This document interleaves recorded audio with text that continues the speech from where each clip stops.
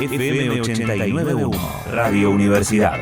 Hoy, Día del Amigo, 20 de julio, amigo, amiga, amigue, Día de la Amistad. Y para charlar, para reflexionar un poquito sobre estos temas, como hacíamos también en la apertura junto a María, vamos a solicitar la presencia de una profesional. En este caso, con la licenciada en Psicología María Inés Pastore. Ella es especialista en clínica con niños y adolescentes, integrante del Colegio de Psicólogos de la provincia, del distrito de Morón, y nos atiende muy amablemente en esta tarde. Hola, licenciada, ¿qué tal? Buenas tardes. Aquí Mauro y María la saludan. ¿Cómo le va? ¿Qué tal, Mauro? Buenas tardes. ¿Cómo les va? Bueno, gracias por atendernos y para ayudarnos a pensar un poco, ¿no?, acerca de la amistad. A veces se le da, se habla mucho de la amistad en este día, pero a veces es como que se deja de lado esos vínculos. Yo decía un poco al principio, ¿no?, que tener un amigo, aunque te haga algo malo o aunque te pelees, no podés dejar de ser ese amigo, o sí, ¿no? Hay otras personalidades que tal vez sí. ¿Qué pasa con la amistad, la importancia que tiene esa contención de los amigos, que es muy distinta a la de la pareja? Un poco reflexionando estas cosas, licenciada. Bueno, la amistad es un vínculo de suma importancia a lo largo de toda la vida, ¿sí? Es un vínculo extrafamiliar que nos ayuda a transitar y acompaña en el transitar, muchas situaciones de nuestra vida, desde pequeños hasta ya adultos mayores. Es un vínculo que es muy particular, a veces tiene sus impases, a veces la gente se distancia por distintos motivos de la vida, pero hoy lo que estamos viendo es que muchos después de cierto tiempo vuelven a reencontrarse y festejan la continuidad de esa amistad. La verdad que es un muy lindo vínculo de acompañamiento, de contención, de aceptación de las diferencias, de la diversidad, excepto que alguien tenga alguna dificultad en la forma de vincularse, que no puede aceptar este tipo de cuestiones, las diferencias, o ciertas cosas que considera fallas en el otro. Pero en general hoy vemos que este vínculo ha cumplido un papel muy importante en el soporte de esta situación por la que venimos atravesando hace más de un año, ¿no? Casi 2 ya, y que se ha visto puesto a prueba este vínculo.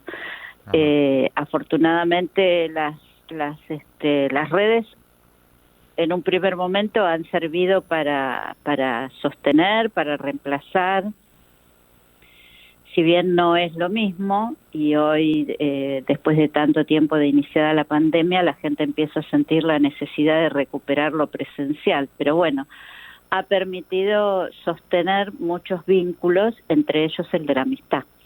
Claro, habrá sido muy importante, ¿no?, durante lo que fue lo más crudo de la pandemia y tal vez también las restricciones, la cuarentena y demás, en donde se hablaba, ¿no?, muchas veces de la salud mental, y que esto tiene que ver también con relacionarse, con poder hablar o simplemente divertirse con sus amigos, con sus amigas, ¿no?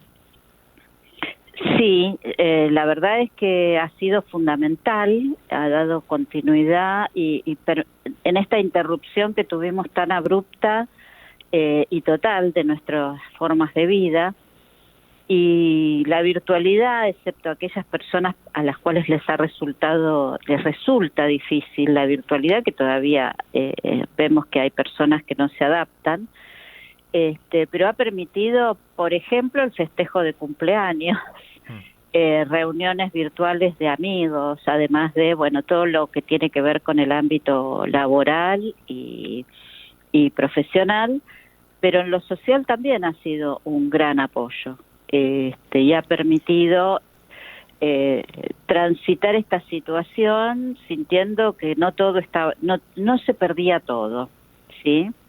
Que fue un poco la sensación. ¿Qué tal, María Inés? ¿Qué Yo te tal? ¿Cómo te va? escuchaba, recién María te saluda, ¿cómo estás? Te Sí, ¿cómo es? escuchaba recién referirte a las cuestiones virtuales en que mucha gente quizás no está familiarizada, pero quizás hay otro sector de la población, sabemos que vos te especializás en niñeces y adolescencias, que está súper adaptadísimo ese grupo a la virtualidad y que mucho de su vida pasa por la virtualidad a través, no sé, de las consolas de videojuegos se generan, o de las aplicaciones y redes sociales, se generan amistades que no han tenido Ujú. nunca un vínculo presencial. Sí, es cierto, es cierto.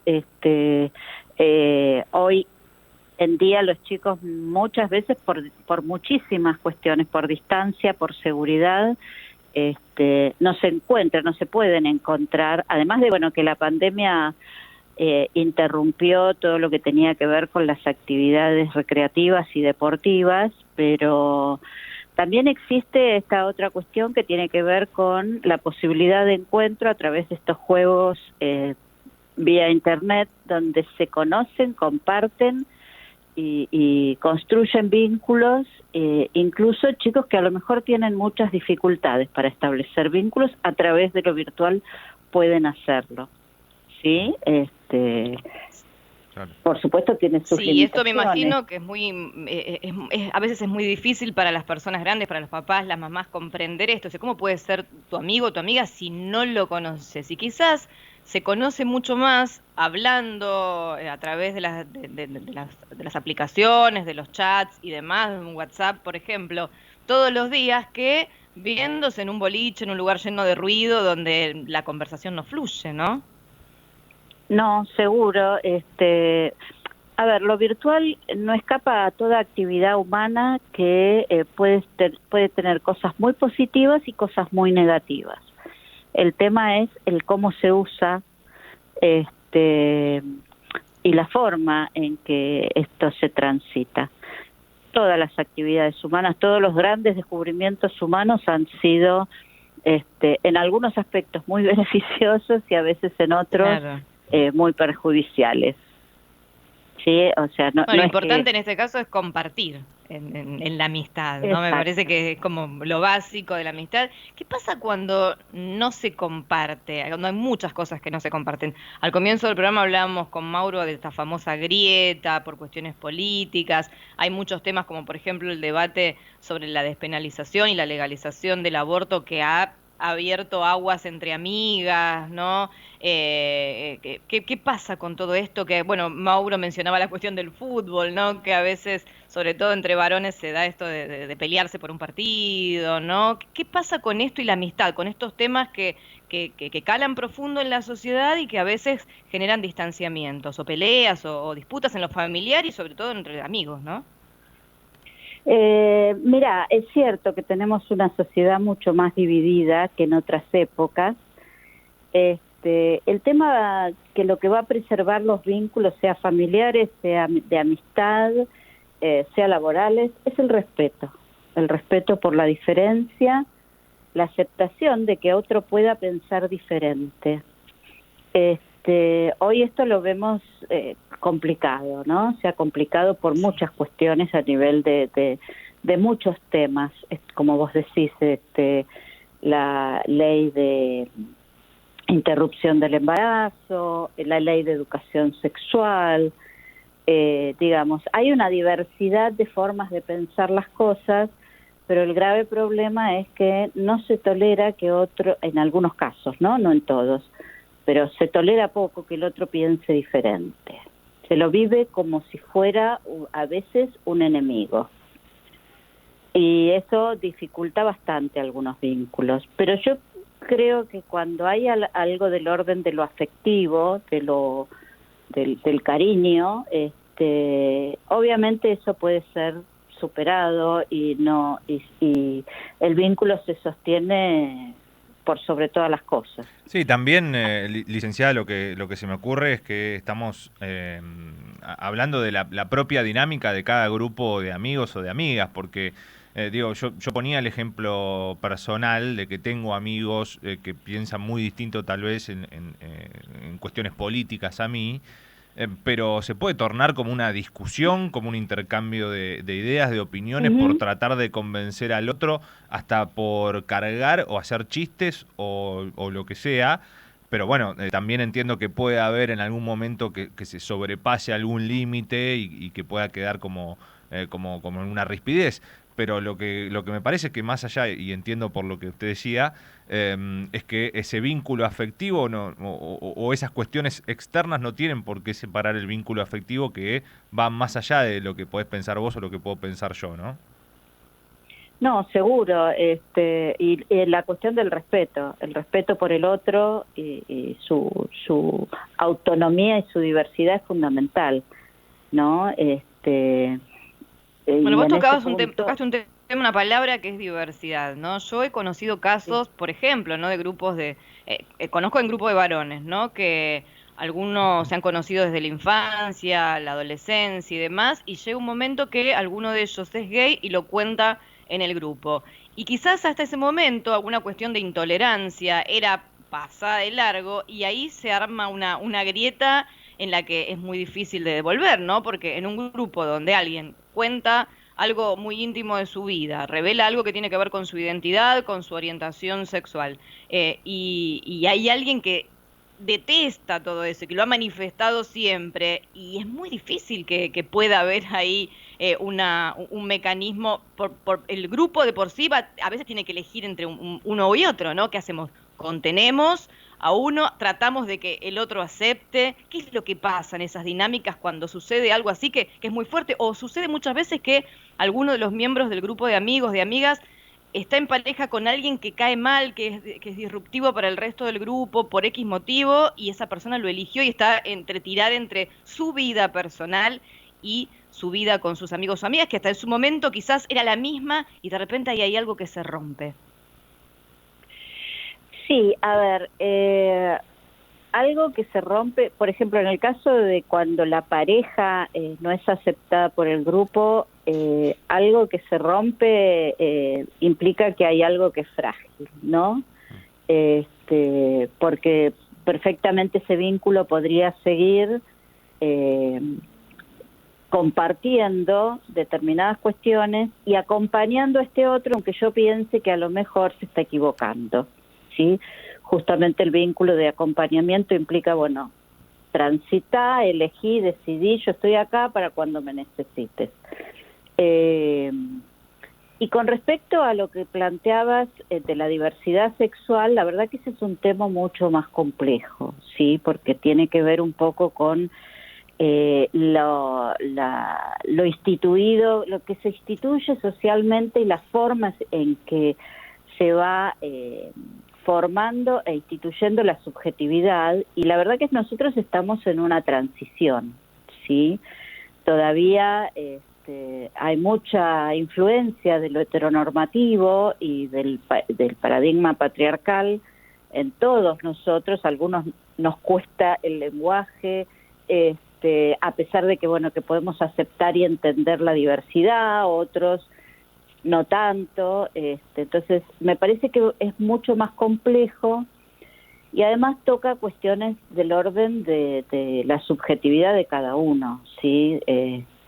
Si alguien tiene una posición homofóbica o de rechazo a la diversidad sexual, hay una parte que puede tener que ver con lo instituido, con lo que la cultura le ha transmitido, pero también hay cuestiones del orden de la subjetividad personal que hace que esto se transforme en un enemigo, como les decía antes.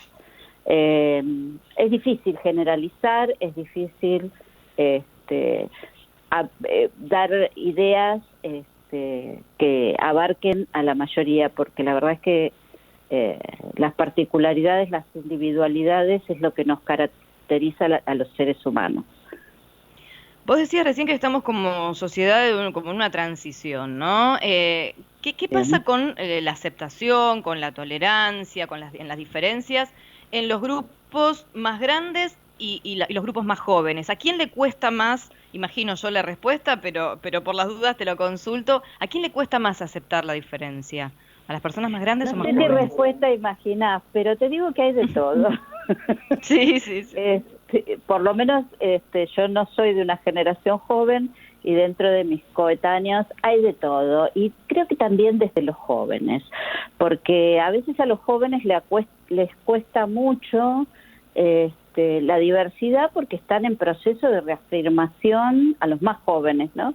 De reafirmación de su identidad, y entonces está como en una cuestión de definición de cosas que a veces pueden llegar a ser conflictivas. Y a veces los adultos mayores, sí, obviamente se les presenta un mundo completamente diferente al que ellos fueron incorporando y a cómo lo ven, pero creo que muchos también aprenden de alguna manera no, estoy buscando la palabra, ¿no? A lo incierto, a la incertidumbre, y a que las cosas no son de una sola manera. Creo que la edad para muchos genera esta visión, y entonces la verdad que yo no sé si por supuesto cada generación tiene su dificultad, pero he visto personas muy resistentes a la diversidad siendo muy jóvenes o jóvenes, y personas muy tolerantes y de aceptación en personas mayores. Sí, a veces yo pienso en las edades más adultas, quizás criadas en otro contexto, ¿no? Y a las generaciones más jóvenes con otra apertura mental. Sin embargo, también las generaciones más jóvenes son mucho más individualistas, ¿no? Entonces es lo que yo creo, lo que yo pienso, esta burbuja armada para mí, donde el pensamiento, la visión, los gustos de otra persona son criticables, ¿no? Vemos en lo que sucede en las redes sociales, los famosos llamados haters y demás, muchas veces son personas muy jóvenes también, ¿no? Que no toleran la opinión de las otras personas. Y eso le debe pasar también en su círculo más íntimo, ¿no? Sí, sí, por supuesto. Hay muchas rigideces, y también hay mucho individualismo, y algo que yo vengo viendo, ¿no? En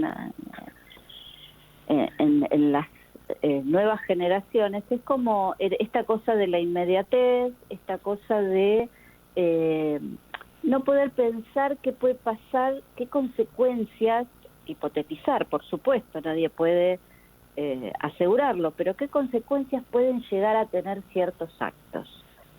Se manejan de una manera mucho más impulsiva, y bueno, por ahí después le vienen las consecuencias, le vienen encima. Claro, el daño que pueden llegar a causarle a un amigo o una amiga a veces no lo miden.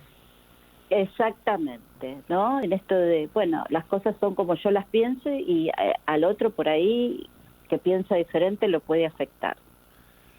Licenciada, le agradecemos mucho por su participación aquí en esta tarde, para hacernos pensar, para darnos algunas respuestas, y bueno, seguiremos hablando también de la amistad en este día. Muchas gracias. Bueno, muchísimas gracias a ustedes. Hasta luego. Licenciada en Psicología, María Inés Pastore, con nosotros, especialista en clínica con niños y adolescentes, integrante del Colegio de Psicólogos de la provincia del Distrito de Morón.